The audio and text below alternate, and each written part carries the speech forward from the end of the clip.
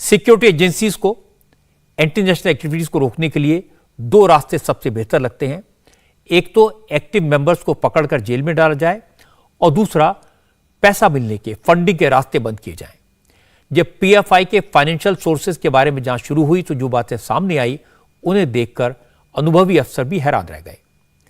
पता लगा कि पीएफआई को विदेशों से बेशुमार पैसा मिलता है। पीएफआई इस्लाम के लिए काम करने का दावा करता है, इसलिए वो देश में भी ज़कात इकट्ठा करता है। इसे पीएफआई ने अपनी आमदनी का सबसे बड़ा सोर्स बना लिया है। जानकारों के मुताबिक पॉपुलर फ्रंट ऑफ इंडिया के बड़े नेता अक्सर गल्फ कंट्रीज का दौरा करते हैं। सऊदी अरब, यूएई, कतर, कुवैत और इराक जाते हैं। पीएफआई के नेता टर्की का दौरा भी कई बार कर चुके हैं। इन देशों से पीएफआई को पैसा मिलता है। ईडी को इस बात के सबूत मिले हैं। पीएफआई से जुड़े बैंक अकाउंट्स में 60 करोड़ रुपए से ज्यादा की रकम जमा हुई थी। इनमें से 30 करोड़ रुपए तो कैश में मिले, यानी संगठन का बैंक बैलेंस किसी कंपनी से कम नहीं है। पिछले महीने ईडी ने पॉपुलर फ्रंट के 22 बैंक खाते फ्रीज कर दिए थे। पुराने पुलिस अफसर हैं जो पीएफआई को जानते हैं, वो बताते हैं कि पीएफआई के लोगों को पकड़ना, उनके खिलाफ सबूत जुटाना आसान नहीं है, क्योंकि पीएफआई के लोगों को सबसे पहले यही सिखाया जाता है कि सबूत कैसे मिटाने हैं, बिना सबूत छोड़े अपना काम कैसे करना है।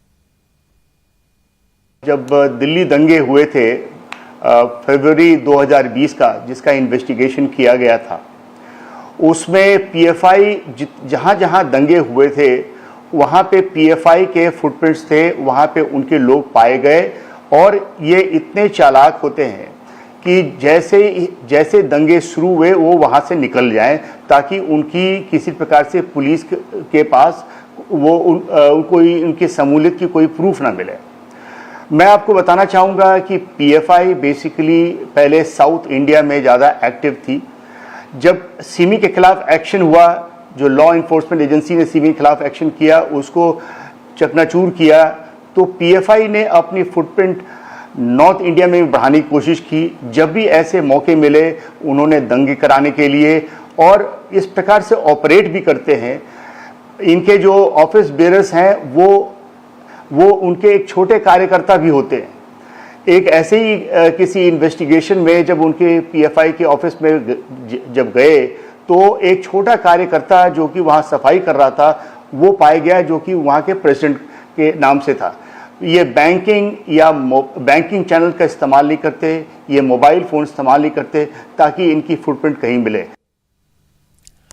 आज की डेट पर सरकार की तरफ से, होम मिनिस्ट्री की तरफ से आधिकारिक तौर पर कोई बयान नहीं आया। एनआईए के अफसरों ने भी कुछ नहीं बोला। पीएफआई के जितने भी कार्यकर्ता या नेता सामने आए, सबने यही कहा कि खुद को सेकुलर कहने वाली पार्टियां खामोश हुए हैं। मुसलमानों पर आरएसएस और बीजेपी के जुल्म के खिलाफ ये लोग बोलते क्यों नहीं? हालांकि उनकी बातों का ज्यादा असर नहीं हुआ, लेकिन कांग्रेस के कुछ नेता जरूर बोले। तारिक अनवर ने कहा कि सिर्फ पीएफआई पर एक्शन हो रहा है, अगर बजरंग दल और वीएचपी पर भी एक्शन होता तो लगता कि मामला निष्पक्ष है।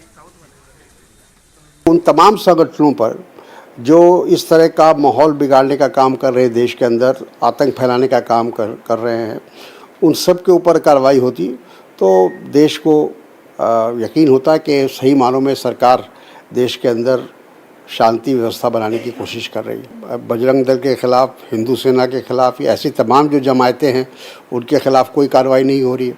जो खुलेआम दंगे की बात कर रहे हैं, नरसंहार की बात कर रहे हैं, तो उनके खिलाफ तो कोई कार्रवाई नहीं हो रही है। और कार्रवाई एक संगठन को उसके लिए निशाना बनाया जा रहा है। तो सबूत मिले हैं तो कार्रवाई होनी चाहिए, हमें इससे कोई इतराज़ नहीं है।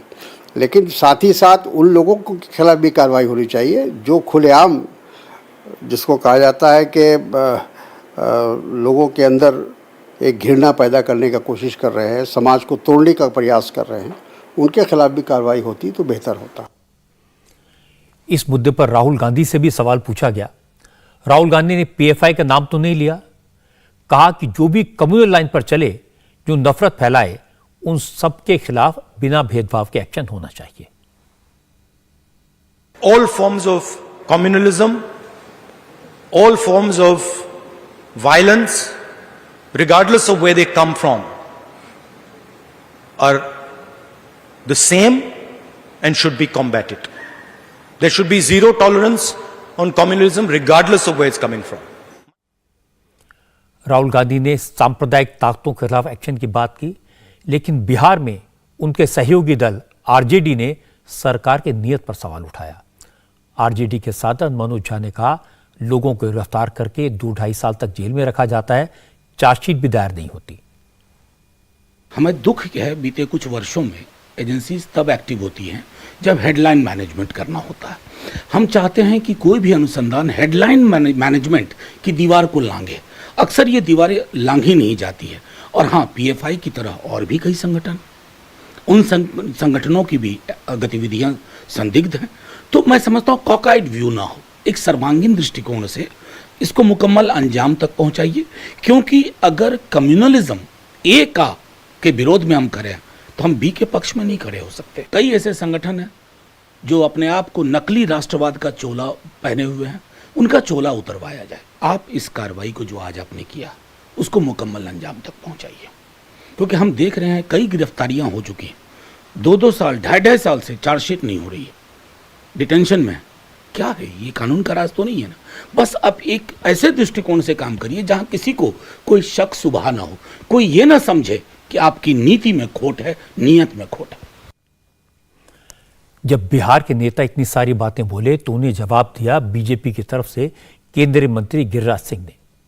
गिरिराज सिंह ने कहा कि पीएफआई आतंकवाद को बढ़ावा दे रहा है, भारत को इस्लामिक मुल्क बनाने की साजिश कर रहा है और मोदी विरोधी या तो खामोश हैं या पीएफआई का सपोर्ट कर रहे हैं। लेकिन अब एक्शन शुरू हो गया है, जो भी देश के खिलाफ काम करेगा कोई नहीं बचेगा। फंड इकट्ठा करता है, भारत के खिलाफ आंदोलन करता है, भारत के जनमानस को भड़काता है, तो ऐसे संस्थानों पर अगर कार्रवाई हो रही है, दुर्भाग्य है जब फुलवारी शरीफ में पीएफआई पर छापे पड़े तो जो पुलिस का वक्तव्य आया था वो निराशाजनक आया था। उसे सांस्कृतिक संगठन बताने की कोशिश की गई थी। ये नीतीश बाबू, ये लालू बाबू, लालू यादव, ये लोग, नीतीश जी तुष्टीकरण की राजनीति करते हैं। तुष्टीकरण की राजनीति में कभी लालू जी सिम्मी को, लोग कहते हैं कि सिम्मी पर जब बैन हुआ तो सिम्मी को बंद करके पीएफआई बनाया। तो ये सिम्मी को जब बंद हुआ था उसमें लालू यादव का राज था।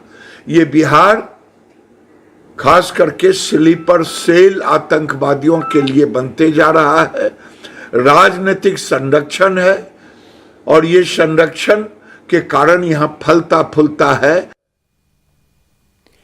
जिन नेताओं के बयान आपने सुने पीएफआई को लेकर जो उन्होंने कहा वो सुपरफिशियल है, उनकी अपनी राजनीति की वजह से है।